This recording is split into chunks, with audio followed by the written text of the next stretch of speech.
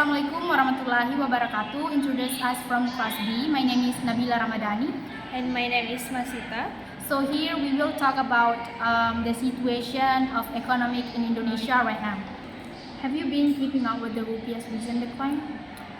Yes, I have. It's been all over the news lately. The exchange rate pays 70,000 per US dollar, right?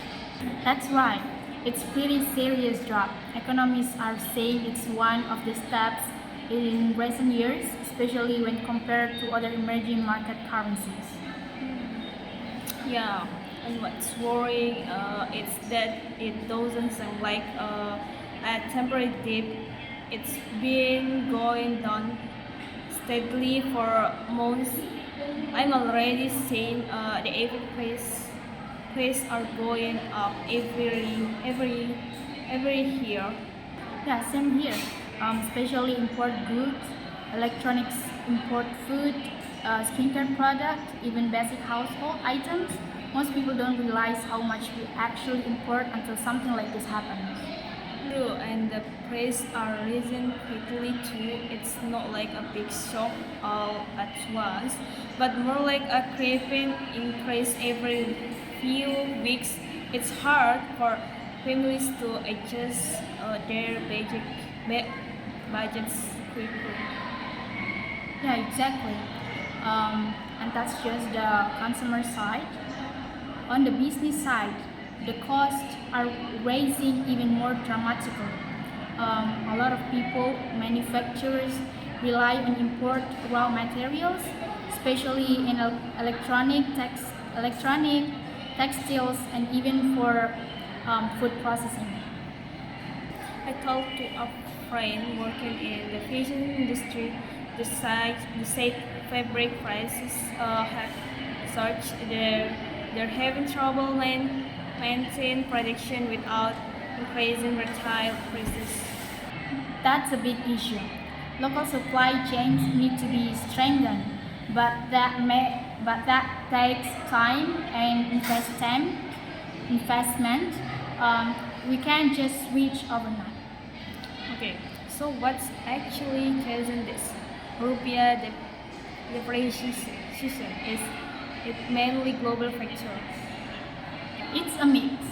One of the biggest external factors is the US Federal Reserve continuing to raise interest rates. That's attracting global investors to move their money into US especially bonds, and pulling capital out of emerging markets like Indonesia. So that creates a high demand for US dollar. Exactly. Plus, globally, there's still a lot of uncertainty, ongoing geopolitical tensions, emerging supply issues, and fears of a global slowdown. All of that makes investors more risk averse. Do domestic factors play a role too? Why? Yes. Our current account deficit is widening again, which means we're importing more than we're exporting. That puts pressure on the rupiah, and our foreign debt, especially in the private sector, makes things worse when the rupiah weakens. How's the government responding? Bank Indonesia has stepped in by selling foreign reserves to stabilize the exchange rate. They're also increasing interest rates to attract capital inflows. But both actions have side effects. Selling reserves can deplete our buffer, and higher interest rates can slow down economic growth. Okay, that's like using the lesser of two evils. Exactly. It's a delicate balancing act. You need to defend the currency but not choke of domestic growth at the same time. Okay. What about fiscal policy? Can the government help is the burden? They're trying. Some subsidies have been increased, like for fuel and food, but that puts more strain on the state budget. And remember, some of our government debt is in foreign currency, so when the rupee weak, the debt repayment cost goes up in rupiah terms. Okay, that sounds like pieces quickly. Yeah, it can be. That's why structural reforms are so important. We can't keep relying on import goods or foreign debt. We need to build more resilient domestic industries and reduce external vulnerabilities. Yeah. Okay, what kind of reforms do you think are most urgent? Number one, strengthen our export base. Right now, we mostly export raw materials, coal, palm oil, rubber. We need to move up the value chain, export more finished goods or attached-based products. That way, we earn more per unit and create more local jobs. Okay, so like developing manufacturing and downstream industries.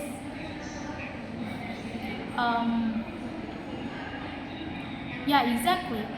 Also, we need to encourage local innovation, improve education and training, and make it easier for business, especially small ones, to grow.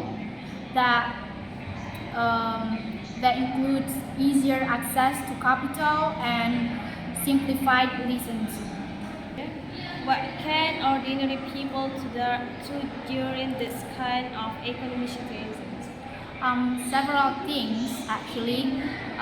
First, be smart with money cut, non-essential spending, create emergency savings if possible. Second, support local business. Yeah, buy local products, help sustain local economies. And third, improve financial literacy. Many people still don't understand how inflation and exchange rates impact them. Yeah, that's. That's true. I'm always starting to realize this is now before. I thought exchange rates were just number for travelers or banks, but turns out it affects all of us. Right? It affects food prices, electricity, food, clothing, even education. If you're sending your kids abroad, that's why it's important to stay informed. Will it be wise to invest during this kind of situation? Yeah, depends on the investment. For example, gold. Gold is a good hedge against inflation. Government bonds can be safe, especially if you hold them long term. Stock can be tricky, but there are opportunities in sectors that benefit from a weak rupiah, like exporters. Makes sense. What about saying in French currency? That's also an option, but it comes with risk. You need to understand the timing, and sometimes currency movement can be unpredictable. It's better to have a diversified approach. This situation makes me think so we as a country aim to be more self-sufficient. Absolutely. Economic resilience is about reducing dependency. Food, energy, technology, we need to develop more local capacity in all of those. Not to close off from the world, but to avoid being vulnerable to global shocks. I mean, shocked. Yeah.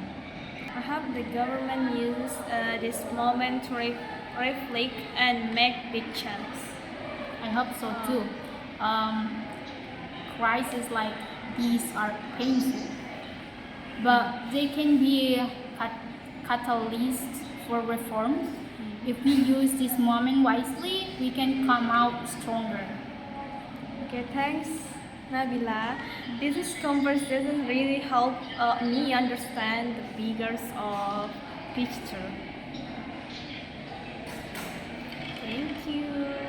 Anytime, Masita. It's good that we're talking about these things. The more people are aware, the better decisions we can all make as individuals and as a nation.